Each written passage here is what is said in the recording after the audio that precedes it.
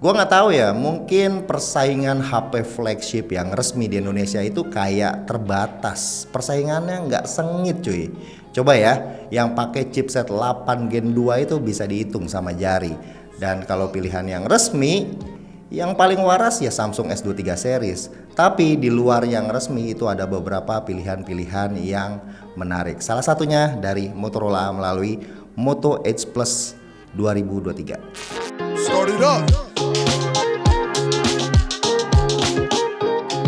Kurang fair gak sih bang kalau misalnya kita beli HP yang nggak resmi begini?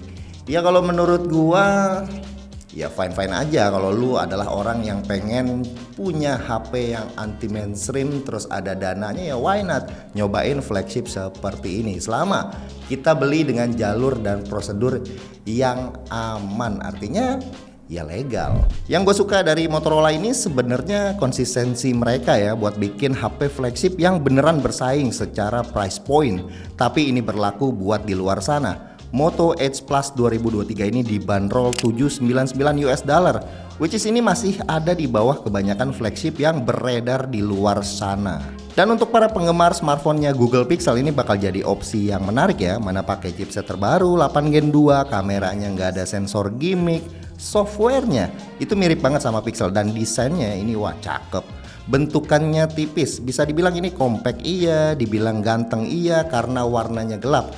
Tapi dibilang cantik juga iya karena punya layar yang curve. Digenggamnya enak, bahan belakangnya soft dengan warna doff, anti ceplakan sidik jari. Cuma kalau kita lihat ke arah frame kameranya, ini sebenarnya gue suka nggak suka sih sama frame kamera yang seperti ini.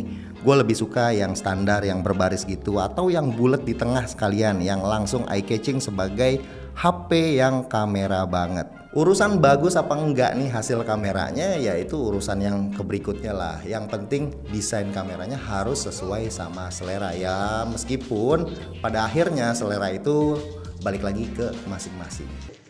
Perekaman kamera depannya itu bisa di 4K 60 fps. Hai, mau berangkat sekolah ya, ini anak pramuka. Harusnya ya sebagai HP flagship, sebagai HP kelas atas ya harus bisa rekam di resolusi yang tertingginya, baik kamera belakang ataupun kamera depan. Jadinya enggak jomplang. Kayak siapa? Tulis di komentar. Ke bagian layarnya ini punya 6,6 inci Full HD display yang udah oke secara ukuran dan resolusi. Panelnya pakai OLED Dolby Vision 1300 nits dengan refresh rate 165 Hz. Secara spek emang ini terdepan ya. Dolby Vision bikin warnanya jadi gonjreng banget kalau tampilin konten HDR. Buat yang nggak suka gonjreng ada opsi buat yang suka natural sRGB. Misalnya nih kalian pakai buat ngedit-ngedit konten, foto ataupun video biar warna konten kalian itu terlihat natural. Untuk pilihan refresh rate-nya yang auto switch itu cuma up to 120 Hz aja. Jadi kalau ingin pakai yang 165 Hz, kalian harus force menggunakan 165 Hz-nya. Kalau menurut gua biarin default aja auto. Gue sendiri nggak bisa bedain ya antara 165 Hz atau 120 Hz, sama-sama smooth. Bongkar sedikit dusnya, penampakannya seperti ini, hitam doff warna yang cakep, dapat casan gede nih 68 watt, dapat kabel dan juga dapat SIM ejector. Oh ya, slot SIM cardnya cuma satu ya karena ini versi US tapi tersedia eSIM juga. Balik lagi ke HP-nya. Ya lihat ini softwarenya oke lah, bisa gue bilang clean, masih ada booking.com sama LinkedIn dan bisa di uninstall. Sisanya ini plek ketuplek kayak Pixel, nggak ada galeri bawaan. Pakainya Google Photo, semua aplikasi esensial kayak phone, message, browser itu pakai Google Apps punya, keren. Dan pertanyaan gua, kenapa sih nggak semua HP Android tuh seperti ini aja gitu ya? Jadi aplikasinya tuh pakai aplikasi Google Apps. Buat apa gitu punya phone sendiri, messaging sendiri, browser sendiri yang pada akhirnya jadi double aplikasi. Kalau galeri masih oke lah. Snapdragon 8 Gen 2 di HP ini dipadukan sama RAM 8GB ya udah ngebut lah, mau dihajar game kelas atas manapun udah pasti bisa. Gue bukan gamer standar, gue ngetes HP flagship seperti ini juga nggak perlu lah nginstal aplikasi kayak game Genshin buat tesnya. Gue masih percaya kalau pengguna HP flagship itu jarang mainin game seberat itu ya. Intinya Dengan spek seperti ini dipakai buat geber-geberan main game udah pasti bisa. Gue lebih suka ngetesin speakernya yang udah stereo, itu udah oke ya. Vibrating motornya juga bagus, fingerprintnya di dalam layarnya juga cepat, responsif, dan HP ini punya IP rating 68, anti air dan debu. Bisa wireless charging juga.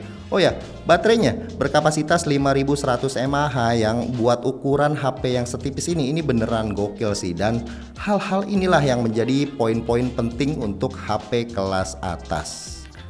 Sekarang kita ke kameranya. Punya setup 3 kamera di mana main kameranya itu 50 megapiksel, ada OIS, ultra wide-nya 50 megapiksel juga, jadi bisa makro karena punya autofocus, dan 12 megapiksel telefoto 2 kali optical zoom. Sementara kamera depannya 60 megapiksel f22.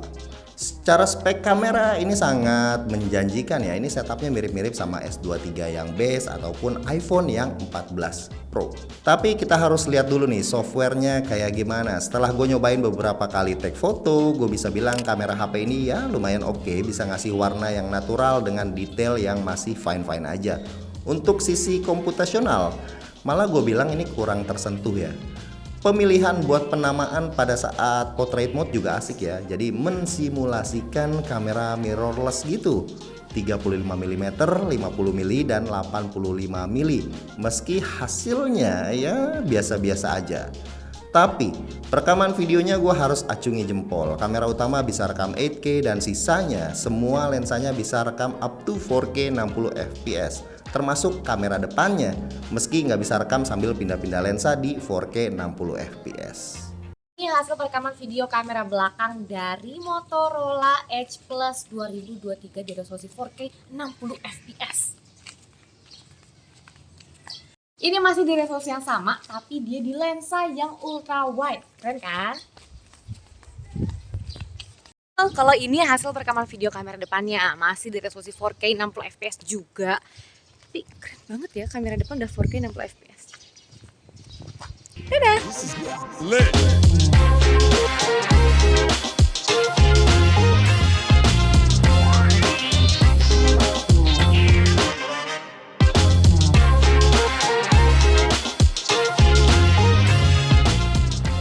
That's it, segitu aja pembahasan gua mengenai si Moto Edge Plus 2023 ini.